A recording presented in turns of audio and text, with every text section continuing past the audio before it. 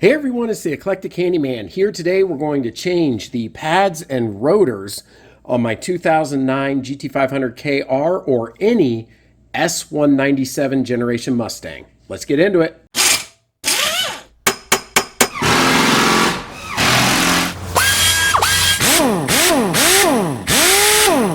Alright, first step I like to do is always spray it down with a little brake part cleaner because I'm going to have my face all up in here getting these bolts off. So we'll let that clean off here for a second. Also, if you're looking for the video for the front brakes, I've already done them. I'll leave a link up above so you can check that out as well. Now we're going to need to remove the two 13mm caliper slide pin bolts. There's one on the top and one on the bottom right here.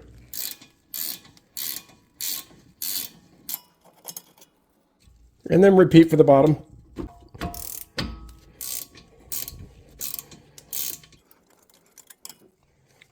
And now we can remove the caliper itself from the bracket. Now in my case, you're going to see today, I'm replacing the brake lines with stainless steel brake lines. That's above and beyond today's project. You don't have to worry about that.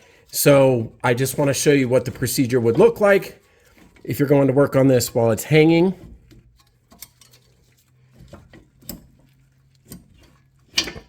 So once you remove it from the bracket, use any sort of hanger.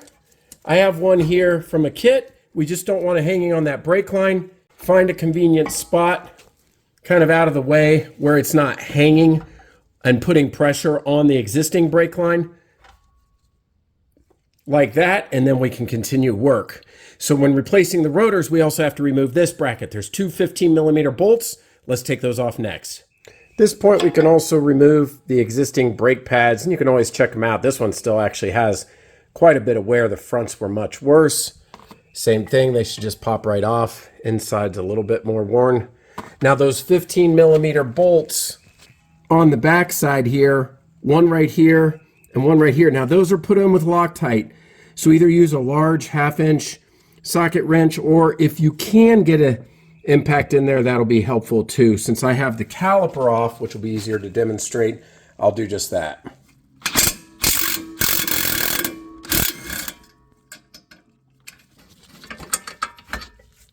With the caliper mounting bracket bolts removed, now we can just simply take the bracket off, and we'll be able to do a little cleanup here in a minute, as well as get the rotor. If for any reason this rotor doesn't just pop off, hit it on the back with like a rubber mallet.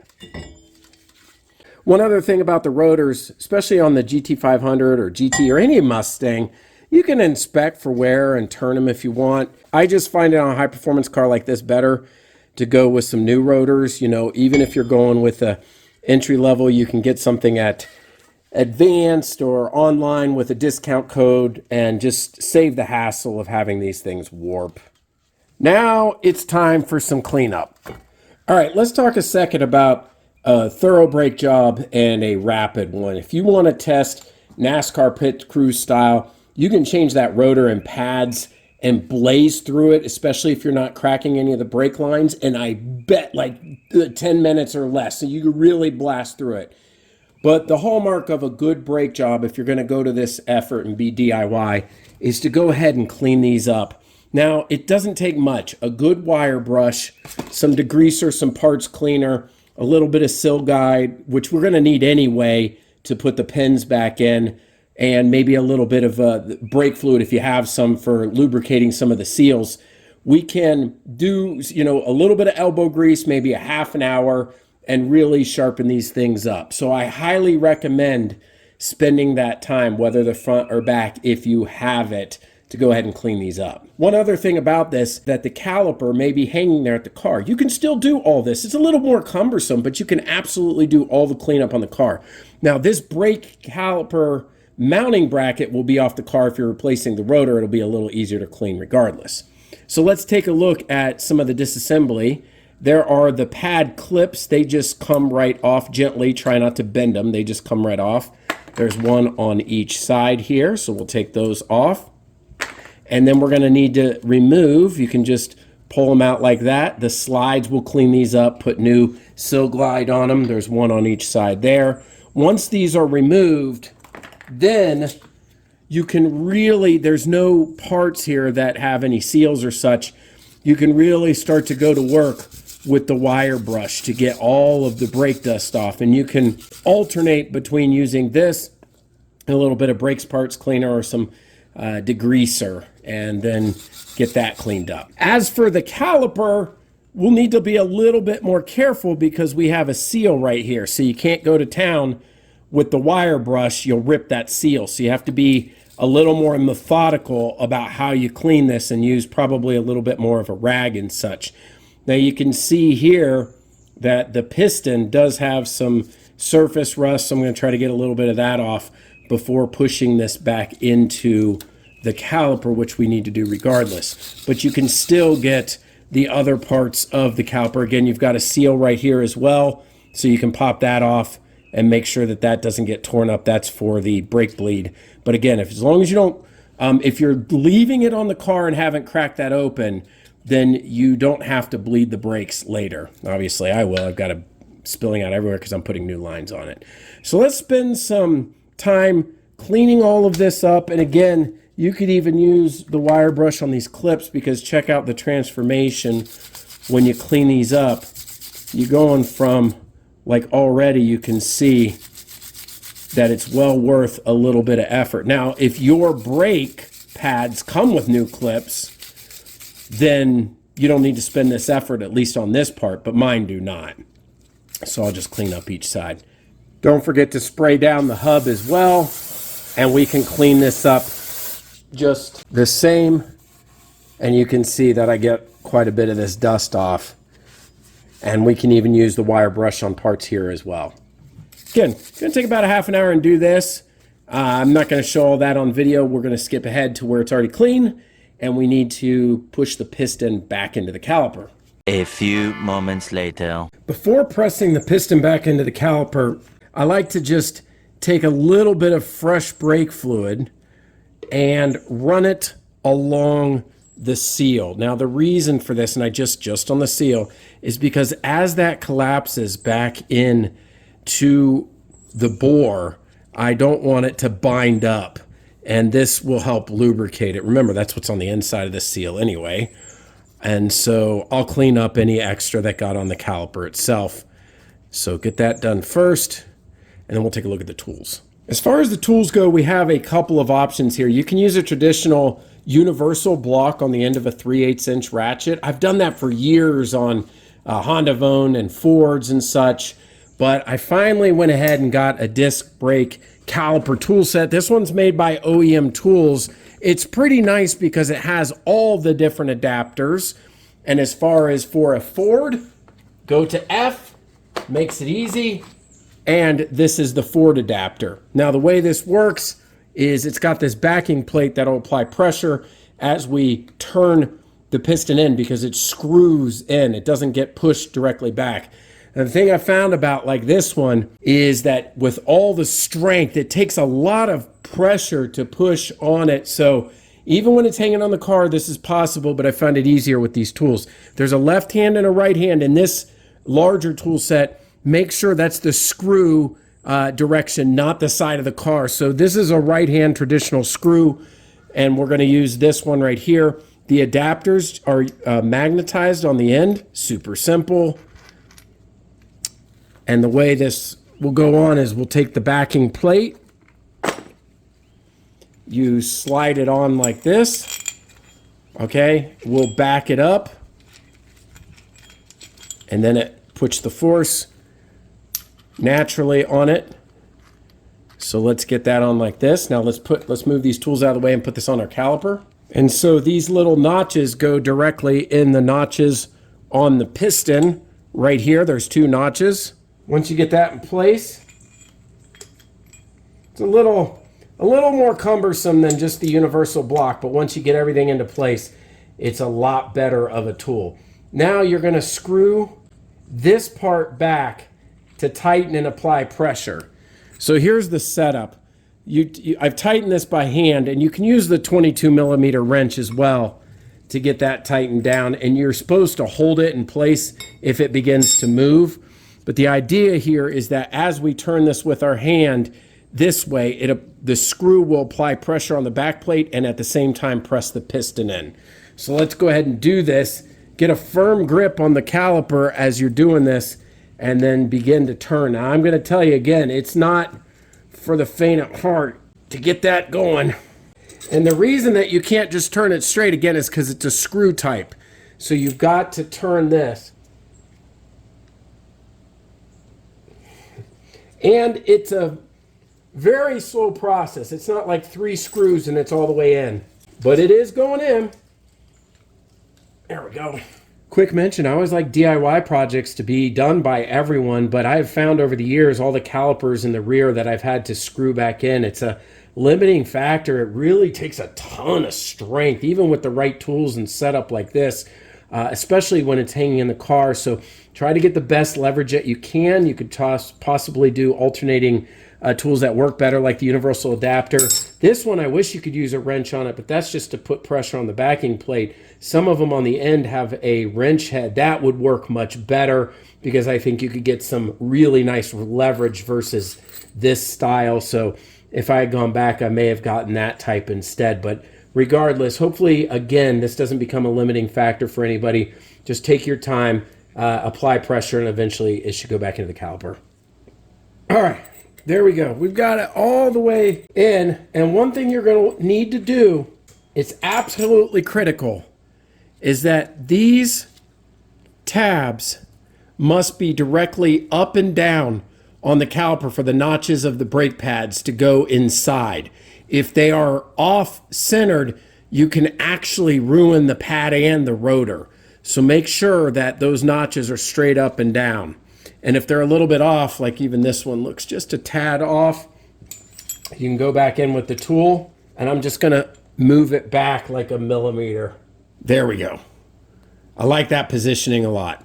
We'll finish cleaning up the caliper now that it's been compressed. I can clean the rest of this inside, and there's plenty of room for the pads to get back in here in addition to the rotor, and then we'll be ready to reassemble. All right, so we want to clean up the brake guide pins as well. Just get off the old grease that's on them. We're going to take these boots off, just slide them off. And we'll clean up all the parts with a little bit of brake parts cleaner. And just use a rag to go through and clean out the inside, or if you've got a small bristle brush, you can do that as well. Get that all clean.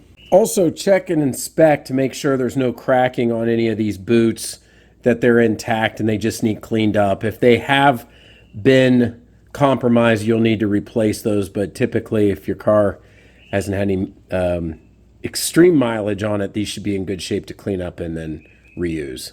Clean the pins off thoroughly, and then we'll get everything lubricated again. All right, with all our parts clean, and even if you don't go to town cleaning the caliper bracket and caliper, you must still get the guide pins cleaned back up. All right, so we'll use something like SIL-Glyde right here in order to reassemble this bracket. Now, for our pins themselves, and people have made a rocket science out of this on YouTube, but essentially you just want to get a decent amount, but not too much. And what is not too much? You don't want it all gloopy and gloppy and with a bunch of excess on it that's, going to clog up the cylinder when you put it back in. And also, it's pretty common practice that you dry off the end so that there's not a big daub on that part.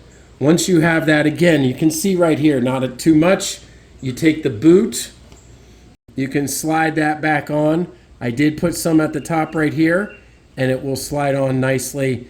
And then this one is ready to reinstall into our bracket. We're going to take just a little bit more, kind of put it around the edges right here, not necessarily into the hole. The guide pin itself has that, but just to take care of making sure it slides on nicely. You can slide it back in. You can either just push it on or twist it a little bit, just like that. And then you want to check for smooth operation. There is no obstruction. Nothing is stopping this from working, and it goes in and out quite nicely. All right, so let's go ahead and do the other one, and then let's put these brackets back on as well. Okay, for the pad clips, same deal. we're going to put these back on. They just snap into place on the top and the bottom. Now, you could decide to put these on after you put this bracket back onto the caliper, back onto the hub, but I just find it with this particular application a little bit easier to do it ahead of time. And you want to just get, again, some of that brake lubricant on only the clip surfaces, and that will prevent some of the squeaking and also allow the pads to slide in just a little bit easier. Do it for the other side, and now we can mount it. All right, time to put on the rotors here in a second. And just as I did in the front, I've got my Baer drilled and slotted rotors, and you can get any type that you want. I particularly do like these. They are directional, so you need to pay attention. Like this is the right rear. They are a nice rotor. I've used them on a couple of cars. They do note, though, only clean these with soap and water if you need to. So again, if you're kind of old school and you go straight to the brake parts cleaner, you just want to use something a little less abrasive right out of the box. And let's get these ready to be put on. Okay, got the hub and everything all cleaned up in the dust shield. I do like to put a little bit of anti-seize lubricant on the hub, just a little bit, and use it sparingly. In fact, I'll just take some like that. What this will do is prevent the rotor, the new brake rotor, from rusting to the hub. And you don't need much. You don't want to get it on any of the stud threads right here. Just keep it to the hub itself. That's perfect. If you got any extra, you can just wipe it off with a rag. Again, very thin layer. Don't get it on the rotor either. Keep it off the rotor surface. Put your rotor on. It just slides on.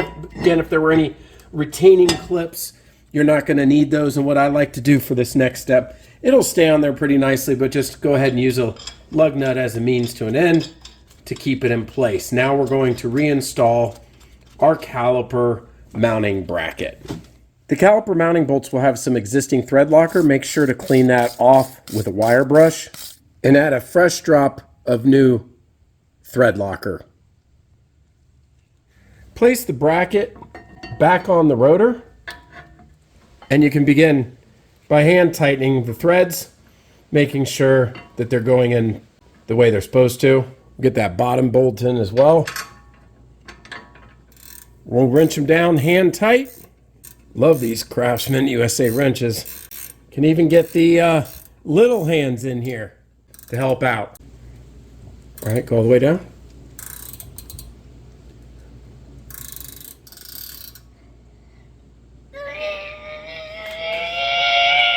All right, I say you did a good job. Excellent. And then we'll torque them down to 76 foot-pounds.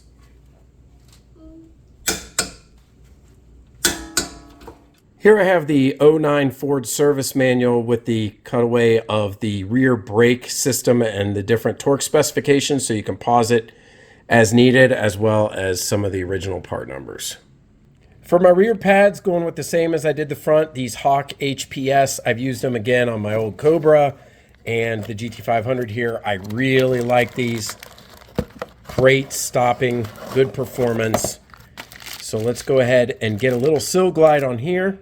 Do note in the package that if you don't have it, it will often come with the proper grease or lubricant, but we'll just go ahead and use the SIL-Glyde again. And we don't need much because we've already done the clips, but we'll just making sure, again, you don't want to get any on the friction surfaces, so we'll just take a little bit and put them on the ears. Not only, again, for a little bit of protection for a squeaking when they're moving around, but also to help them slide in. We will also, not only on the ears, but on this backing plate where the caliper will meet. Again, you just want to get it on the backing plate. Now, if you want to be super precise, you can try to just put it on the caliper piston itself, because really that's all you actually need. Some of these edges aren't necessarily, but you just want to make sure the biggest thing is that you don't get too much on here. Again, it's a little bit of less is more. You don't need to have it on super thick. And then the reason I had mentioned about when we press the caliper back in, this notch right here is critical because it has to go right into the groove on the caliper. All right, These will do it to the other one, and then we're going to put it in the caliper bracket. All right, to install them, I found it to be quite easy here on this application compared to some other cars. They will go right into their space on both sides, and this spring is what provides the tension. So we'll just put them in the correct orientation, slide the other one on the back, compress them in, and we're ready to reinstall the caliper into the slide pins with our bolts. Hawk performance, yeah. Okay, at this point, assuming you had the caliper maybe hanging in the back, unless you had removed it like me, you will put it back onto the caliper mounting bolts again, making sure not to knock these out of the way. Now, you will notice that these slide pins have a flat spot on them. They go on the flat spot on the inside of the caliper to make it easiest, although when you start turning the bolts, they'll get into position anyway. But just to help it slide on, if you want, you can do that. Get it into place, and there we go. All right, let's get our bolts. We'll start with the top one and then put the bottom one in hand tight to make sure they're going on right. Ensure to clean up your caliper slide pin bolts as well. We'll just get it started here by hand and make sure. You might have to brace the caliper and turn it a little bit. There we go. We got the first one in. We can do the same thing on the bottom. Now, because of those spring clips, you'll have to apply some pressure. There we go. Continue on, get them hand tight. And one quick tip for anybody that this may occur, every once in a while, the inside of this caliper ridge right here gets worn out, and these will just spin as you tighten them. But what you can do if needed is you can hold that outside with an adjustable wrench while you tighten as you normally would. That would hold it in place. Again, naturally it should hold by that ridge, but if it doesn't, you can manage it otherwise. So these get torqued to 24 foot-pounds for this application. And per the service manual, because we're on the right-hand side of the car, we do the top first and then the bottom. If we were on the left-hand side, we do the bottom and then the top. So I've torqued that one, and now I'll do the bottom. There we go. So again, right-hand side, top, then bottom. Left-hand side, bottom, then top. And again, for this car, 24 foot-pounds. All right, so we're all set. We've replaced our rotors and our pads, and if you didn't open up any of the brake lines, you don't need to necessarily bleed it. You can just top off the fluid and get going. If you did, though, open it, you'll need to bleed the brakes. And honestly, on a high-performance car like a Mustang or a Shelby, it is a recommended procedure. Ensure to follow the instructions for the rotors and pad type that you got for breaking them in. You don't want to slam on your brakes immediately so that way they can mate from the pad to the rotor properly. Ensure to do that. And again, check out the video. I'll leave a link again up top and in the description for the front brakes if you need to do those as well. Hopefully you found this helpful. If you did, please give it a thumbs up. Check out the other videos on the channel, especially related to the GT500. And until next time, this is the Eclectic Candyman. We'll see you later.